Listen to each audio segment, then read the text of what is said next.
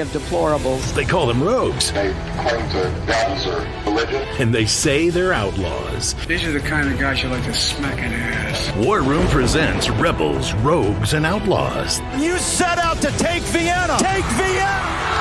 The national bestseller by longtime Bannon producer Dan Fluette. Take a journey through the pictorial history of War Room in a culture that celebrates the weak. Show your support by standing with the rebels. Go to doitfluette.com or scan the QR code on your screen.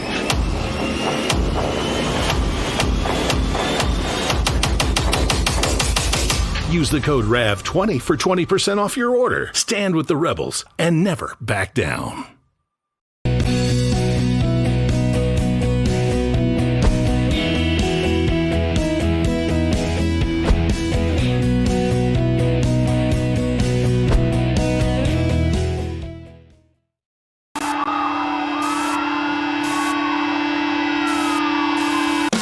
Happens when the fourth turning meets fifth generation warfare.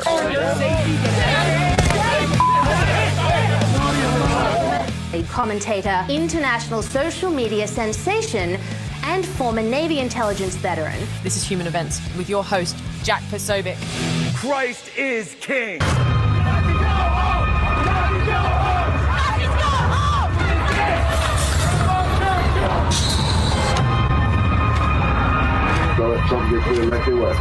Times to be organized and orchestrated chaos. They call everybody they disagree with Nazis. I felt like I had no choice but to do what I did. So yeah, kill the Nazis. Long live the socialist revolution. When conditions become right, people do get the opportunity to change the whole system through a revolutionary struggle.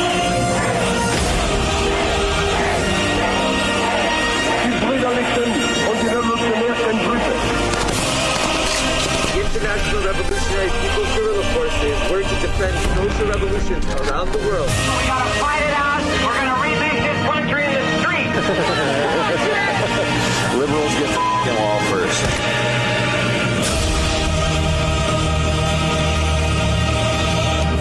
Someday, we gotta knock those motherfuckers to control this thing right on their ass. Ladies and gentlemen, welcome aboard today's edition of Human Events Daily. Today is September 18th, 2025, Anno Domini. As you can see, I'm here in the Charlie Kirk studio, Phoenix, Arizona. Got Charlie's mic, Charlie's seat, and indeed, Rush Limbaugh's golden EIB microphone sits right here next to me. But we're here on a mission because we've got work to do. President Trump has made the announcement, executive order will be forthcoming. Antifa is to be designated a domestic terrorist organization. Now, of course, the same ridiculous voices on the left are running around telling you there's no such thing as Antifa. Antifa doesn't exist. Antifa is just a figment of some right-wing imagination, some right-wing fever dream. Well, that's very interesting because, you see, I've got thousands upon thousands of hours of video, of documentary evidence, of network information that we put out into an entire book I wrote about the Antifa, stories from within the Black Bloc in 2021. I infiltrated Chaz in 2020. I was there when Raz Simone loaded his 9mm. I was racing against people, drawing weapons in the midst of all of this. Gone up against Antifa time and time and time again. So today we're going to talk all about the Antifa. Who are they? What are they? Where did they come from? Where are they now? And it's very simple. Antifa, the Antifa, anti-fascism, This is their creed. This is their marketing strategy. And it always has been a marketing strategy for international communism, going all the way back to the original founder of Antifa, Leon Trotsky. The Bolsheviks were the founders of Antifa. Antifa was meant to be the international arm of the communist revolution. And the initial Antifa cells were funded and sourced from the Comintern, the Communist International, and KGB elements, where 1930s Germany and 1930s Spain. This led to destabilization of the Weimar Republic, as well as destabilization efforts in Spain that broke out into the Spanish Civil War, which was completely supported by the communists. And it has always been such. It's pretty simple. They label their opponents fascists and then say that they are the anti-fascists fighting against them. But they're just communists, and they always have been. And I could sit here for hours going through chapter and verse of how this works. And we need to understand that. The right needs to understand what it is that we're up against, and we need the right tools and the right rhetoric, the right words. People say, Posobiec, why are you so focused on words? Why are you push back, and why are you so particular about words? Because it's the words that control our thinking. And if we use the right words, then we have the right thinking, and we have the ability to create the right policy and the right strategy to actually go after the problem. So how do you go after a problem? The first thing you have to do is diagnose it. What is Antifa? How is it that Antifa works? What are these decentralized cells? What are these front groups that are used? Legal entities, NGOs, nonprofits that are set up in order to support Antifa operations, the black blocs that you see in person, but also the financing and funding of legal cover, so that then when they get caught and they go to trial, or when they get caught and they get put up, that they have the ability to claim, well, like they did in Washington, D.C., that they were mass arrested and that wasn't fair. So then those charges got dropped. They sued with the help of the ACLU, and the city of Washington gave them $1 million after they attacked President Trump's inauguration in Disrupt J20, his first in 2016, 2017, and attacked my party, the Deplorable. Pete Hegseth was there, by the way. He'll tell you all about it. He was in the streets. I'll be right back because we're going to get into all of this. Jack Posobiec, Human Events Daily, Real America's Voice. Thinking about travel? Think AMAC. AMAC members have access to special money-saving discounts on hotels, car rentals, cruises, and more, so you can save money on every adventure. But that's not all AMAC has to offer. AMAC is America's leading conservative advocacy and benefits organization, guided by the principles of faith, family, and freedom. So when it comes to saving money on travel and so much more, think AMAC. Fellow Americans, did you know a war is being waged right now for how you spend your hard-earned dollars? Over 100 countries worldwide are preparing to switch to a digital currency. Now, this means cash will be replaced by money governments can monitor and track. This tracking makes it possible to collect data from every purchase you make and the ability to decide what you can buy and when you can buy it. What's more, your assets can be frozen or even seized. I'm appalled at such an assault on financial privacy. My friends at Swiss America have a report called The Secret War on Cash with an action plan to protect your financial privacy. So please, call or text the number on your screen for a free copy. With the growing reality of a government-backed digital currency, the time to act is now. So call or text the number on your screen for your free Secret War report. To avoid digital threats, just turn on NordVPN. Improve your protection against trackers, malicious websites, and malware-ridden downloads. Get the deal now. I'm a J6er. I spent 1,143 days in prison. About a year in prison. 4 years out of an 18-year sentence in prison. J6ers have been treated like terrorists. And we need your help. Stand in the Gap was founded to stand in the gap for J6ers working to rebuild their lives after being incarcerated. For just $10 or more, you can help these patriots get back on their feet again. Please scan the QR code to donate $10 or more to support these American patriots. Thank you for standing in the gap. The bathroom of your dreams is only a phone call away with BCI Bath and Shower. We can make your ordinary bath and shower extraordinary. This is not a cookie cutter design. This is a complete custom build that will fit your every need, and discounts for seniors and military. Nothing will stand in our way, and our golden age has just begun. This is Human Events with Jack Sobek. Now it's time for everyone to understand what America First truly means. Welcome to the Second American Revolution.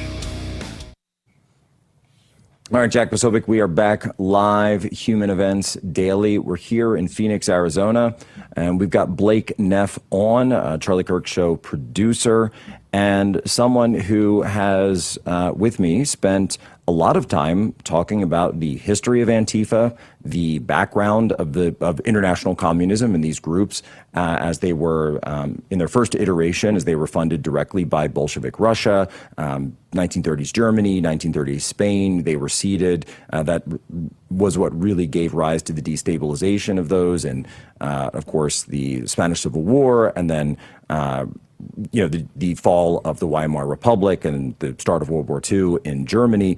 But that's different from understanding what Antifa is today. And so, Blake, the first thing that I think we have to address is that these people running around, and the left has already begun this mass gaslighting operation to say there's no such thing as Antifa because Antifa is an idea. And by the way, the first response, we're kind of setting up the debates, I guess, maybe, but also talking about investigative procedures that can be done. The first response is always, well, yes, so is radical Islam. Like radical Islam is obviously an ideology, and there are groups that espouse that. That's what we're going after. It's really not that complicated. Yeah, it's not that complicated, but we should also concede it's complex in the sense that you can't just go out and say like, well, we're going to, blacklist Antifa, and then, you can't send money to the Antifa LLC anymore.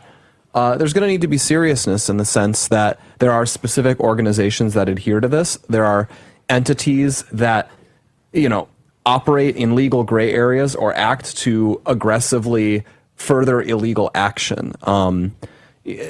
But some actually literally just do go by that name. Like there is an Antifa group in Portland, Oregon. It is named Rose City Antifa. I am at their .org page right now. And groups and other names like Anti-Fascist Action is one you'll see. Yeah, so a lot of cities have the Seattle one has a name like that too. Seattle Anti-Fascist Action is one. Chicago has one. Utah. Utah has one as well. And there's also a number of groups that use the moniker of John Brown Gun Club, Socialist Rifle Alliance, and that, again, they exist for the specific purpose, and those exist for the specific purpose of training with arms and training militant cells for these types of operations. John Brown, a sort of proto-communist from the Civil War era, or pre-Civil War era. And so the groups do exist, and Refuse Fascism is another one, which is, of course, is just one slight word away from Antifa. And the way that you go against these groups, and by the way, though, this isn't actually anything new for the U.S. government. For example, when Rudy Giuliani himself, who has been incredible in the fight to purge communists from our institutions and corporations in terms of in the wake of Charlie's murder, when he went after the 5 families of the mafia in New York, it's not like you just walk up to the mobsters and say, hello, can you give us a list of everyone who was on the mob payroll? Of course, that's not how it works. That's obviously not how it works. And I remember also, by the way, and he tells the story, that when he first announced his original investigations against the mafia, the media also used to say the mafia doesn't exist. And yet, obviously, we know that he did that. And so it's so bizarre to hear it like doesn't exist when, for example, in 2020 they were able to besiege a courthouse in Portland for like 2 months straight. Months on end, and like there were murders committed, or the murderer is like, by the way, I'm Antifa, and they were able to do things like get him in contact with Vice. That was the guy from Portland, Michael. Or was the victim's name Michael? I can't remember exactly, but it was the one where Vice knew where the killer was and like obscured his location. And so, they eventually caught him. I think it was like Olympia Park, Washington, but he had crossed the border. So the marshals went out to go for him. He pulls a gun on them, and then there was no more Antifa. That Antifa went away.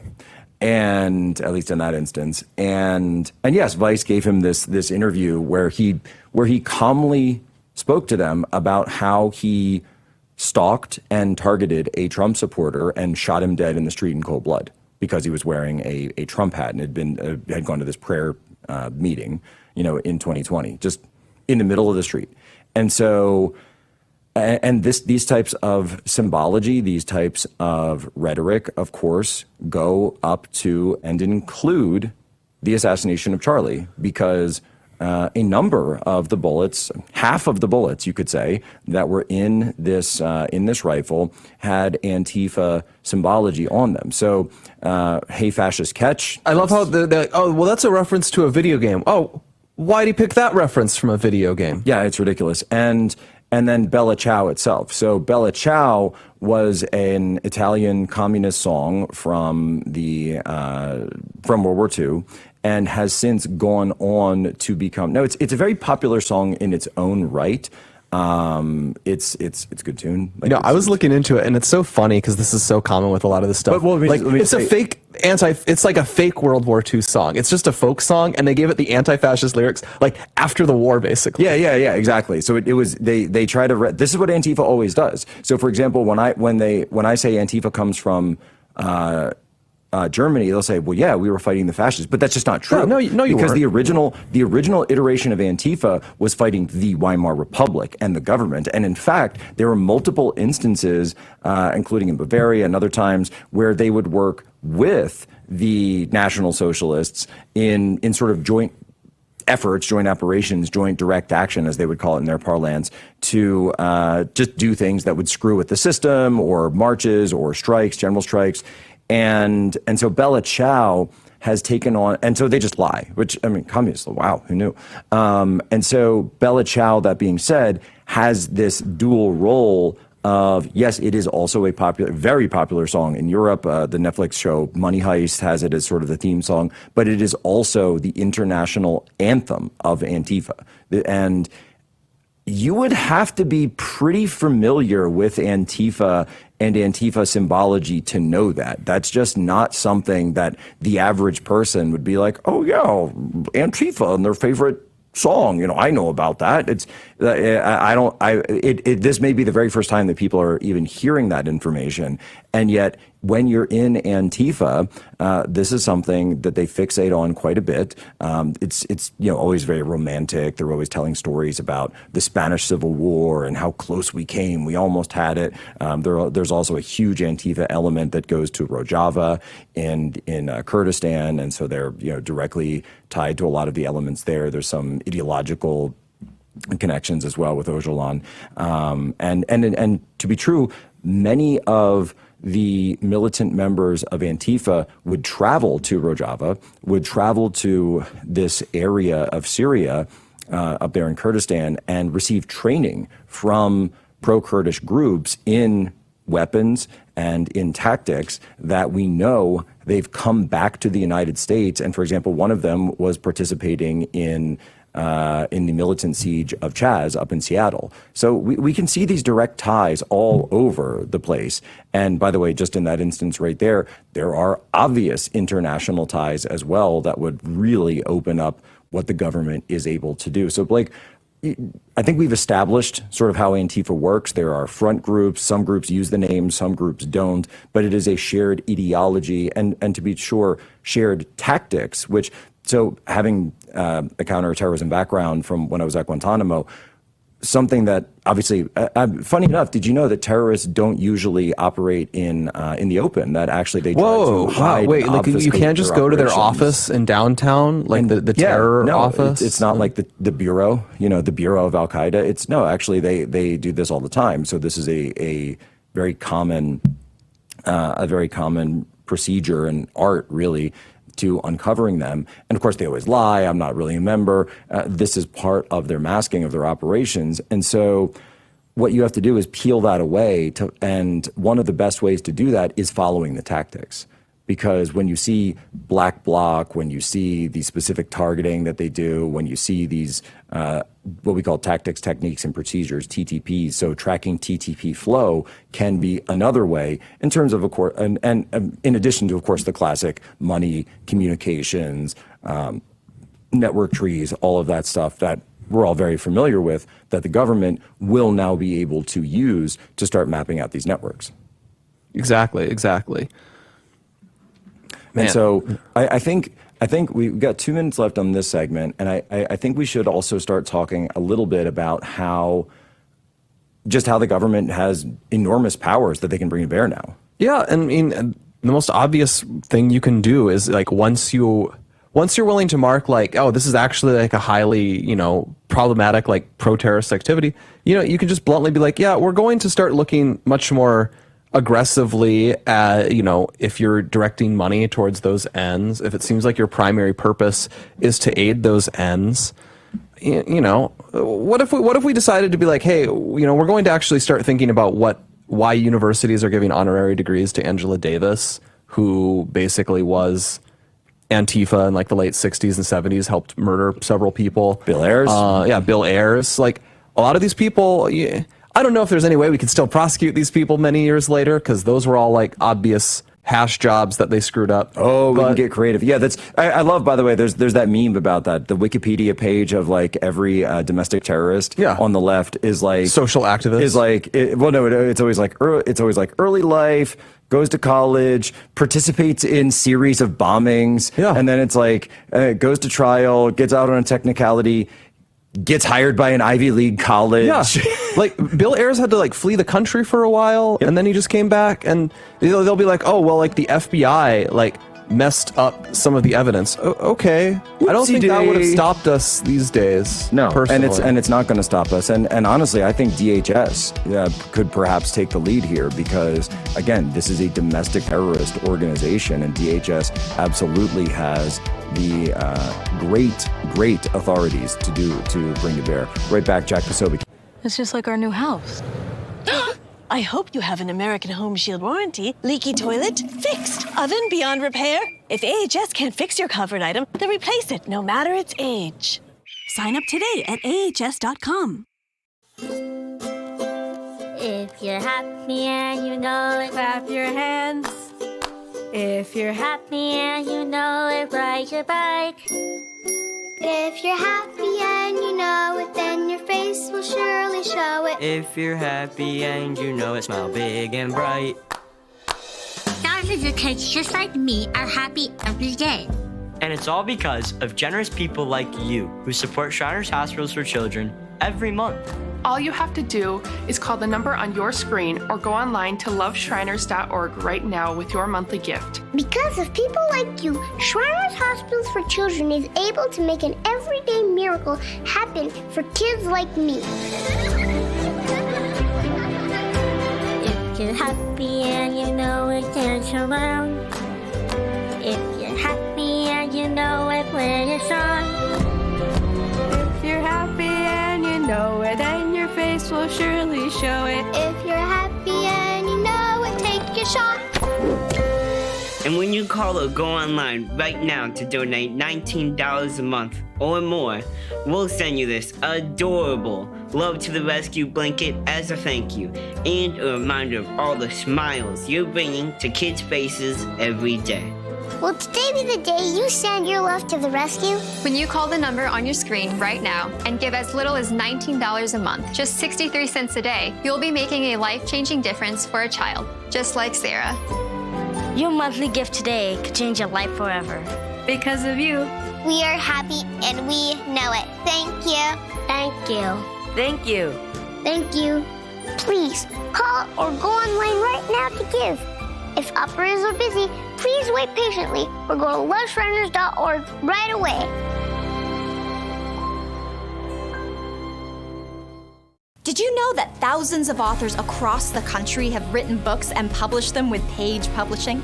If you've written a book, Page Publishing can help you through the process. We cut through the confusion of the publishing world to make it easy for you. Call or scan for your free writer's guide today. Hey, they talk about influencers. These are influencers, and they're friends of mine. Jack Sovic. Where's Jack? Jack, he's done a great job. All right, Jack Posobiec, we are back live on Human Events Daily. We were very honored to have Megyn Kelly joining us. Jack. How are you? It's been a week. It's certainly been a week. But oddly enough, it's like I can hear Charlie's voice like in my ear sometimes, and it's just keep going. Keep going. Don't stop. Don't worry about me. Yes. I'm where God wants me. I'm doing other stuff. I'm on another. Wherever Charlie is, he's working. We know that. Yeah. No, I know what you mean. Just doing the show today, we talked so much about Charlie, and then we wrestled before I got here about, do we do any other news? Do we do like regular news? And I was like, there is no way Charlie would want us to skip the Jimmy Kimmel story. Like that. No, he'd want us to have this moment of celebration. He'd want it, and he'd want all of it. He would. Honestly, I could even hear him saying like, okay, Jack, like take a day, fine, talk about what happened, but move on, don't sit there. Yeah. And that's who he was, though. It was all about what's the next thing, what's the next hill to climb, what's the next mountain we're going to conquer. And he would always be looking to do that. He would take he took Saturdays off, and it was the most aggressive day off that you could ever think of. He's like, I'm checking stocks. I'm looking at, this thing, looking at this operation, what's going on. All right, family stuff. Let's go. How did you guys meet? How do we meet? I think we met at a CPAC, briefly for the very first time. And we just had a mutual contact, and said, hey, Jack, Charlie, Jack, and it's like, hey, appreciate your stuff. And then you just sort of move on. And then, I was at some other event, in like 16 or 17, and I remember I picked him up at the airport. Funny enough, it was an Ed Martin event. Oh, wow. And when he was running the Eagle Forum for Phyllis Schlafly, and he just needed a runner to go to the airport and said, hey, can you go pick up Charlie Kirk? And it's like, oh, yeah, I met Charlie, a while back. I'll go meet him. And then, you just sort of, you're on the circuit, and then you keep bumping into each other, and then eventually you just sort of realize that you're rowing in the same direction, and you get closer, and it's that's my relationship with Charlie. It wasn't this sort of like, hey, let's go hang out and watch movies kind of, or play video games kind of relationship. No, same. The same. It's like, let's go into battle. It's the nature of this business that there will be a bond between the people who are fighting for the same causes as you are. I feel like this is how you and I kind of became friends, like over X, after just being out there and plugging away every day, and just seeing. But you see somebody's character, you see what they stand for, you see what they fight for, and you can't miss, what somebody actually stands for if you spend enough time online or spend time listening to them. I just saw you at Charlie's Turning Point event in July. Remember that? We saw each other backstage. Yeah. And we all hugged, we had a moment, and it was so jubilant. It was such a festive atmosphere.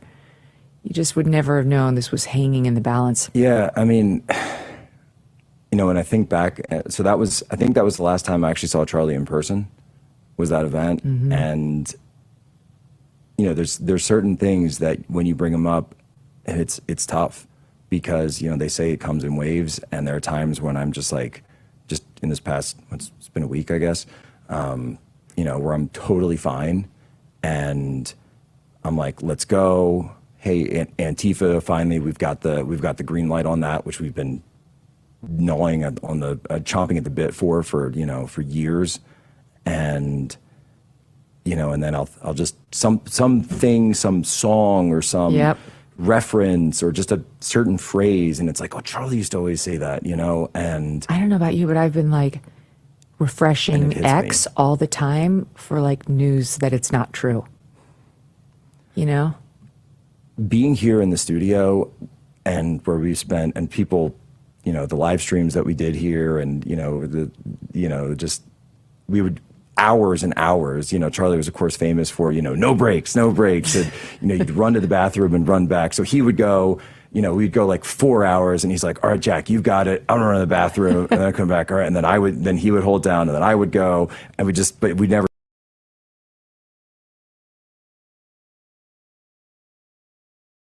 You never stop. And then, you know, coming and being here every day, it's hard, but it helps you focus at the same time in a weird, I feel like it's a really healing weird balm. way. Like I'm kind of like, and I think my wife will understand what I mean when I say this. Like, I'm glad I'm just not sitting around at home. Yeah, that's right. And because when I'm here, I associate it with work and doing the work, but I'll tell you one thing, I just keep waiting for him to come through the door. Yeah, of course. I know, me too. I'm like, when a news story breaks, over the past 8 days, I've been like, get Charlie. You know, you'd say that, and he'd always say yes. You could get him, you know, as busy as he was, he'd always say yes. And you just know, like when He you saw loved you. He loved you. It was so mutual. You knew whenever you saw Charlie Kirk lined up for the day, it was going to be a great show. It was going to be an easy show. He was such a good talker. He was so clever. He was so funny. You know, you'd laugh. You'd hit things hard. You'd have deep philosophical conversations on whatever issue you wanted to go deep on. There was nothing he couldn't do. And I don't know, and I say this completely platonically, but I just fell in love with him. You know, you fall in love with Charlie. To know him is to fall in love with him. I mean, I'm sure you can relate. It's like everything about him was likable and lovable. You can't say that about virtually anybody, right? It's like we all have our dark sides. And he didn't. And I still keep like it's like right out of the corner of my ear, and I'm just waiting because whenever Charlie would burst in, and it was a burst, it was like boom, the energy just gets ratcheted up, and he's like boom, boom, boom. Are we up? Are we live? Is this going on? Is this guest coming? Are we taking this feed? Are we on? Do we have the clips? Do you have it all? And then you're in, and it's like you're on a rocket ship, and Charlie's driving, and we're all going to this destination. And you better buckle up because, you know, if you're not on board, like you're going to get washed over. And it was great. Yeah, the first time I saw him in person was at behind the scenes at a Turning Point event, and I was like, that's his go gear? Like, I knew Charlie didn't do drugs and didn't drink alcohol or anything like that, but I'm like, if you didn't know him, you'd think he was on some sort of massive speedball because he was just, I got this and I got that and I can do this, and he knew everybody's name and he was so well organized. You know he was off caffeine? What? He had done, I think for at least a year, he hadn't had caffeine. That cup, that's a mint tea. Yeah, that's right. That was a mint tea. It's selling out right now at Starbucks across the country. Megan, I know you've got to run, but thank you. Just thank you for being here. Sunday? Yeah, I'll be there. All right, I'll be there. Much love to you, Jack. Thanks for having me. God bless. I'm back at you.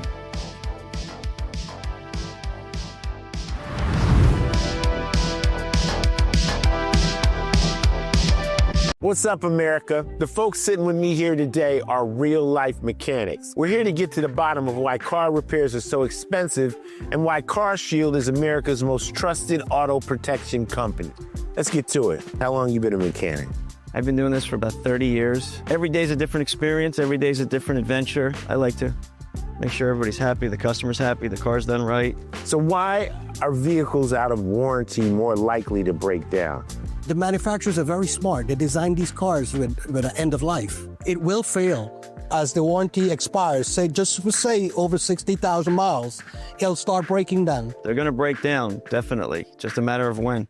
When somebody has CarShield, what's the experience when they come to you? You drop off your car, we verify your concern, we notify CarShield, usually get an instant approval, put you in a rental car, and get you back on the road as quick as possible. I show them what it would cost if they didn't have CarShield versus if they did, and they can't believe how many thousands of dollars they're saving on this repair and how easy it went through, and the deductible is pretty much all they have to worry about. How has being a mechanic changed since you guys started? Most challenging parts about being a mechanic is keeping up with technology these days. That's the hardest part. As these new cars come out, it's new software, new tooling, is a constant evolution. Technology has totally changed from just the basic everybody could fix a car 30 years ago to today, you need so much education, background, computer knowledge.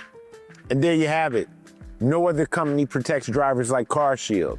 The bottom line is, if you're driving an out-of-warranty car, you could be putting yourself at risk of paying thousands for car repairs. Call CarShield before a breakdown happens. Get covered repairs paid. Call CarShield now for your free quote and to lock in your rate with their price lock guarantee. Call now. Call 800-202-9188.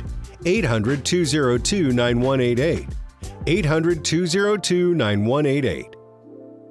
I'm a J6er. I spent 1,143 days in prison. About a year in prison. 4 years out of an 18-year sentence in prison. J6ers have been treated like terrorists. And we need your help. Stand in the Gap was founded to stand in the gap for J6ers working to rebuild their lives after being incarcerated. For just $10 or more, you can help these patriots get back on their feet again. Please scan the QR code to donate $10 or more to support these American patriots. Thank you for standing in the gap.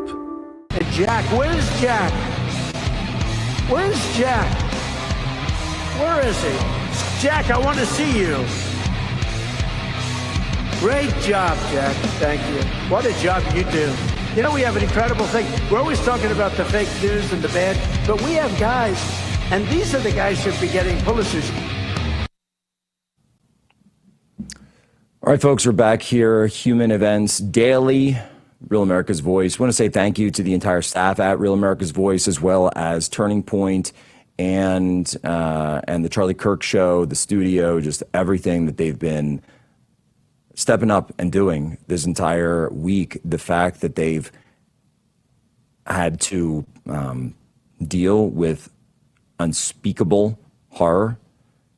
Many, and I'm just going to say it, many of the people that are working here every day were at the event.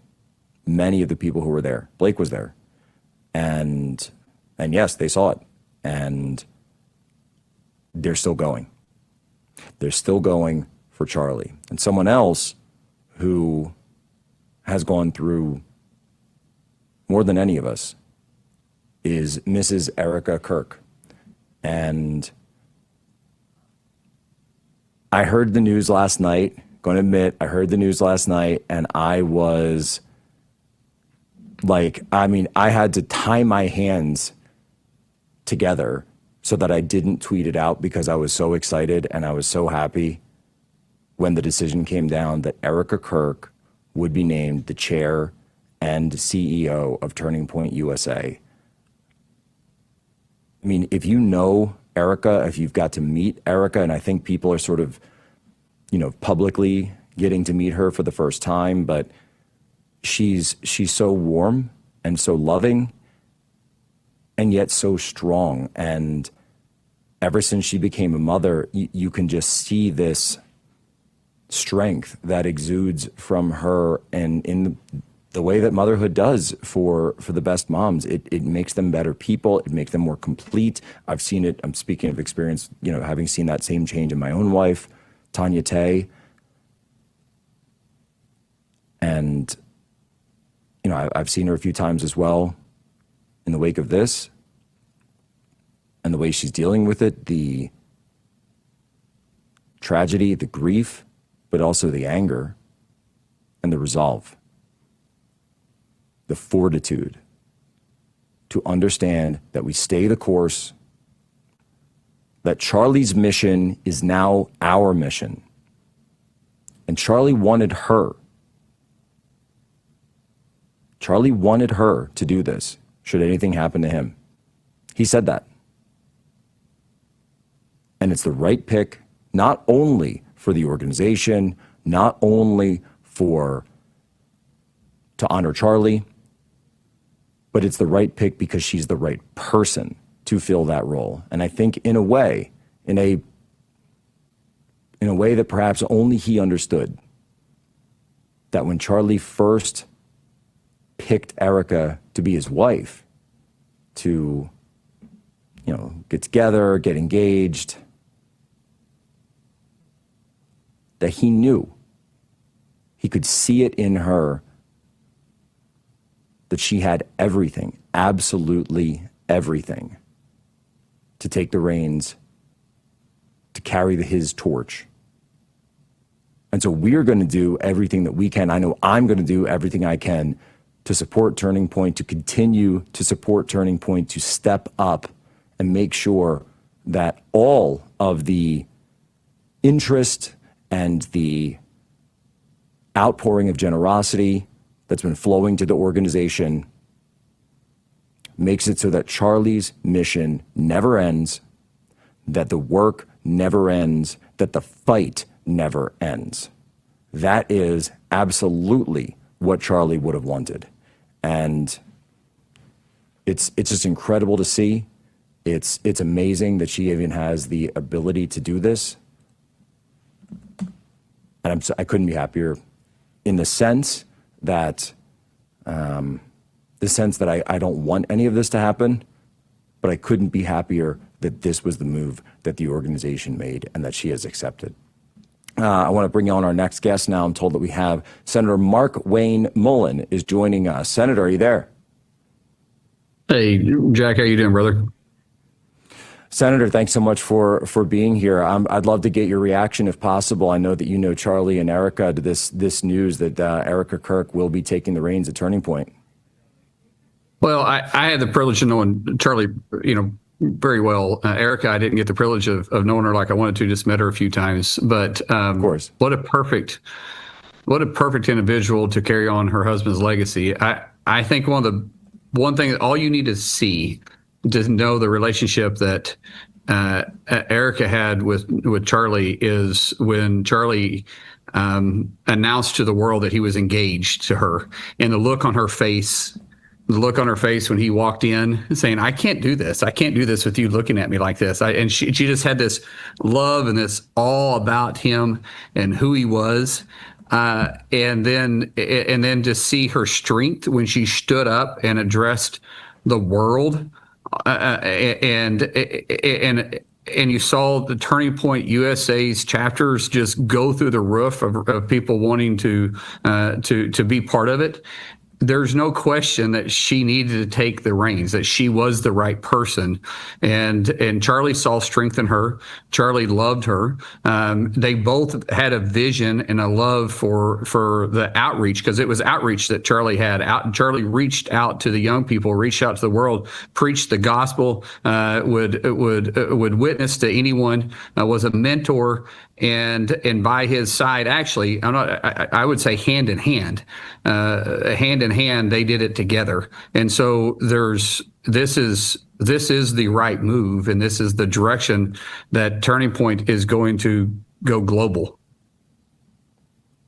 Well, I think that's right. And I haven't really revealed much of what's going on behind the scenes, but I've even been fielding a lot of those requests and messages from overseas, particularly in Europe, but also in Asia, South Korea and Japan, where Charlie held his last couple of stops, as a matter of fact, where people are saying, how do we start Turning Points over here? How do we do it? How do we get involved? How do we get so actually the organization is going to be even bigger than when Charlie was at the helm. And I think that Erica is absolutely the person to make sure that whatever comes next, that this organization stays true to those ideals that Charlie built it upon, and to be sure, the entire team is staying on. Everyone who built this thing is behind Erica 100%. And Jack, this isn't just about Charlie Kirk's legacy. This is to continue the movement. This is to continue what Charlie built. Charlie wouldn't want it about his legacy. He wants to see that the mission that he started, the vision that he started, continues and grow. Because it wasn't too long ago that Charlie, he wanted to be on every campus, high school campus in the United States. I think there's somewhere around 23,000 plus campuses in the United States. And the last time I checked, the last time I saw Andrew put out a message out on X, there was something like 57,000 requests for Turning Point USA chapters. I don't know how many. That's right, and that number changes By the minute, Senator. I know we only have a couple of minutes with you left. I did want to ask you, we do have news of the day, and I can hear Charlie in my ear saying, Jack, don't forget to ask the Senator about the news of the day. So this rule change regarding the president's nominees, many of which have been languishing in terms of confirmation. Talk to us about this new Senate rule change and how important it is. So what we're doing is restoring the norms of the Senate. The history, Jack, real quick, 98%, actually over 90% of non-essential, which I mean, they're all essential, but I mean, non-cabinet members, non-judicial members, what we call civilian noms, where over 90% was voice voted since Obama. The first time that didn't happen, or I say previous to Obama, the first time it didn't happen is when Trump was in office. Only 60% of his civilian noms went through. And this is the first time ever in history that not one single person has been able to go through by voice vote or unanimous consent. So Chuck Schumer has went nuclear on the Senate. What we have done now is we said, okay, since you're not going to let the norms continue, we're going to do a rules change. Leader Thune made this very clear at the beginning of Congress. He said we can either do this hard way or we can do this easy way. Chuck Schumer decided to do it the hard way. We're responding to it in probably 15 minutes or within 15 to 30 minutes from right now. We'll do the first in block where we're going to confirm 48 individuals at once for these nominees. We're going to come back later and do 103 on another in block. We will have all the backlog done by the time we get probably mid October, and then we'll be waiting on the president to send us more noms. We will be able to get everybody that he has on the list. As long as that paperwork is done, we'll be able to get them through almost immediately. Well, Senator, that's incredible. I mean, you look at these nominations and the fact that here we are sitting in September. President Trump made the nominations over a rolling course of weeks at the beginning of the year. That was all the way back in January. I mean, right. It seems inconceivable, I think, to the average American to say, wait a minute, what's the government doing? How's the agenda being worked forward? And they're still having open positions that exist so many months, almost 10 months now into the admin. This is what the people voted for. Right. Well, but Chuck Schumer, you got to remember what's going through Chuck Schumer. His mind is that the American people got it wrong. I know best. So instead of giving the American people what they chose by saying we want Trump's administration and kick out the bums from the Biden administration, Chuck Schumer is saying you got it wrong. We're going to slow roll this and keep these Biden appointees in place. That's not what the American people want. That's why they kicked the Democrats out of control last November. And 12 months from that election that happened last year, we're going to have President Trump's people in place and continuously putting this country back on track. And that's what it is, because, of course, going into midterms, we'll start up very soon, the political process, 1/3 the Senate, as it is. It's very simple, I think. And talk to me about this, though, Senator, the idea that that people are saying, you know what, those were the new norm. It's got to get thrown out the window because these senators, these Democrats, are sitting there trying to hold up the process, and they know they're doing so on purpose. Yeah, it's about having to go around the obstruction. So many of these people have too much pride in the name being a senator, and they forgot that they're serving the American people. The title means nothing. It means nothing. If you're not doing what's best for America, you are serving yourself. And that is what's happening up here with the old guards like Chuck Schumer that has forgot what his role is. He's to support what the American people chose. American people chose President Trump to lead this country in the direction which is completely opposite to what his radical Democrats did. And instead, he thinks he's more important than the voters of the United States. And so Leader Thune has a different mindset than a lot of other leaders have been up here. He's going, we're going to restore the norms. We're going to get the Senate working for the American people again. And that's exactly what has happened. That hasn't happened quite quite some time. We've had leaders on both sides that was interested on their direction that they thought America should go to, rather than leading, allowing the American people to choose the agenda, and then we're to carry out the agenda that they chose. You'd think that would be simple, but as we know, when the power flows from the people to Washington, D.C., suddenly that town, the Beltway up there, has a way of making the simple so much more complex.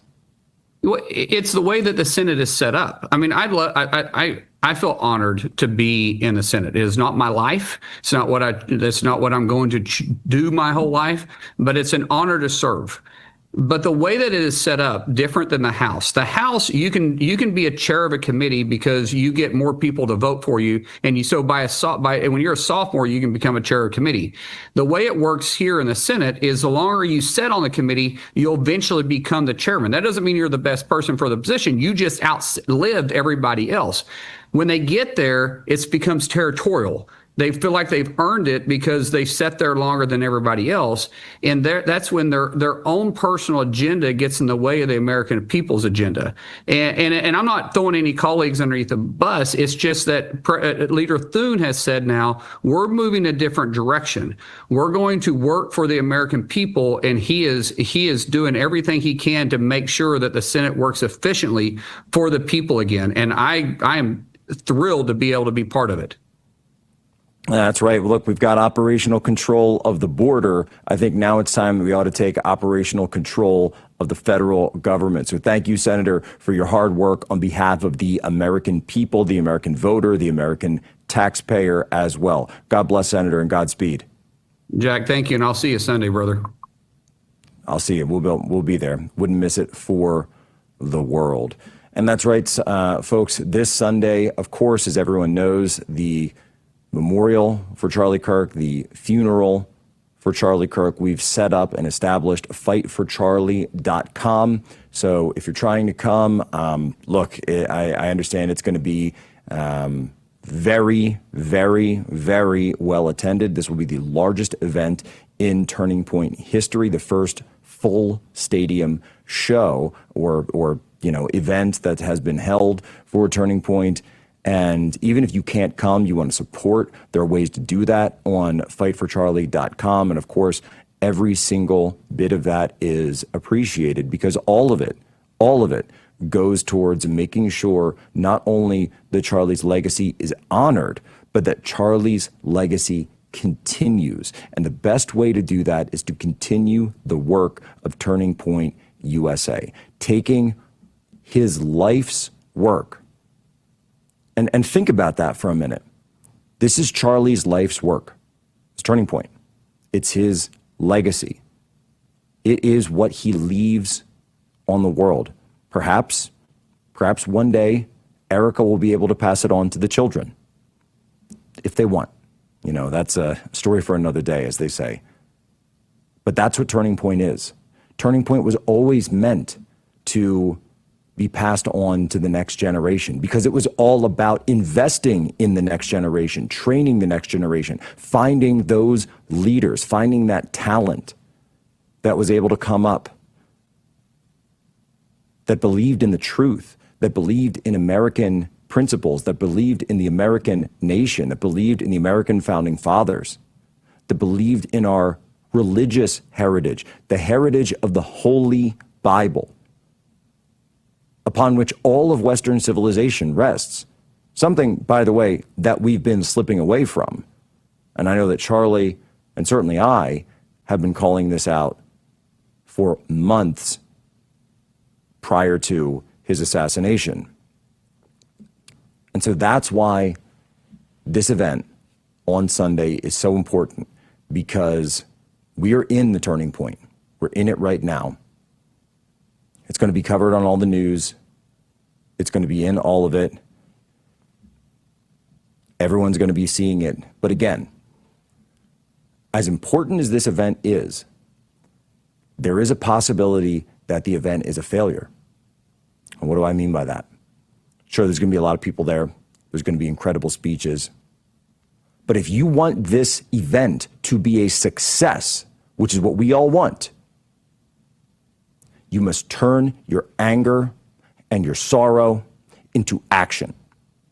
You must take those emotions, take the horrific evil that was visited upon the Kirk family, and turn it into something good. Turn it into something true. Turn it into something real. Get motivated. Get active. And if there isn't a turning point chapter in your school or in your high school or even in your area, I don't know if they have local turning point chapters yet, but might as well just have to do them anyway. Sorry, Tyler. I just invented something. I just created more work for you. We're going to do it. We're going to do all of it for Charlie.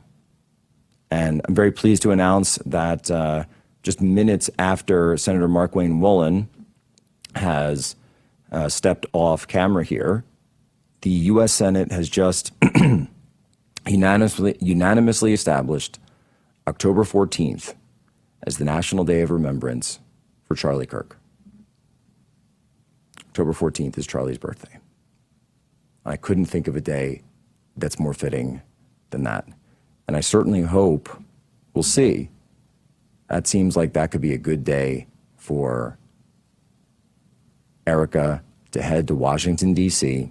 to posthumously receive the Presidential Medal of Freedom for her husband. They might do it this Sunday, we'll see. But if they don't do it this Sunday, I would say do it then. Do it in Washington. So that Charlie has one the same way that Rush did. The highest civilian honor that the president can bestow. And show me someone who deserves it more than Charlie. You can't. You absolutely can't. So that's my message. Get activated. Get focused. And when it comes to Antifa, be warned. You are on notice. I wasn't being facetious earlier when I said the Department of Homeland Security could play a huge role here. Domestic terrorism, domestic extremism, this is a massive, massive role for DHS. They have authorities, they have operations that can be brought to bear against the various constellation of organizations and front groups that constitute the Antifa threat. Yes, obviously, Antifa is an ideology. It is an ideology shared by various groups that are organized, some who use the name, some who don't, to perpetuate domestic terrorism and domestic terrorist ideology in our country. And it will be rooted out, root and stem from our nation, because they declared war on our nation. They shot and killed Charlie Kirk. I saw a leftist murder Charlie Kirk, and I saw them celebrate it. I saw a leftist murder Charlie Kirk, and I saw them celebrate it. We all did. And fix that in your mind. The singular point. This has gone mainstream, and there are operatives, there are individuals, there are groups, there are funding networks. All of it will be disrupted. All of it. It will be cast asunder. There will be not one brick left of this edifice when we are done. It's really simple. Leave now. If you're a member of one of these groups, if you're involved in this type of activity, walk away. Do the right thing. Maybe you could even help us. Remember, whoever flips first gets the best deal. So we'll see. We will see. But I promise you this. If you don't, you will not see us coming until it's too late. Because we're not going to stop. At all. Until one night, get a knock on your door, and then it's time to go. Sleep tight. Ladies and gentlemen, as always, you have my permission to lay ashore.